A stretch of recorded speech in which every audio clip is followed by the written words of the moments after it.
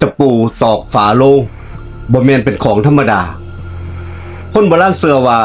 ตะปูที่ตอกฝาโลงศพนั่นล่ะมีอาถรรพ์แห้งผู้ใดเอามาใส่ผิดประเภทผิดทางสิดึงสิ่งที่เหลียวบ่เห็นเขามาอยู่ใกล้โตเฮามาอยู่ในบ้านของเฮามีคนเอาตะปูฝาโลงนี่ล่ะมาตอกกับเสาบ้านคืนนั้นได้ยินเสียงคนเคาะประตูทั้งที่อยู่ในบ้านบ่มีผู้ใดอยู่หมานี่เห่ากันแต่จ้องมาที่เสาบ้านหลังนั่นล่ะหมามันบ่กระพริบสายตาจ้องมาเห่าทั้งหอนเบิดคืนตะปูฝาโลง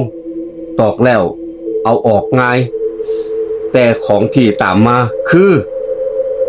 มันบ่ยอมไปง่ายๆนั่นเองบ้านใด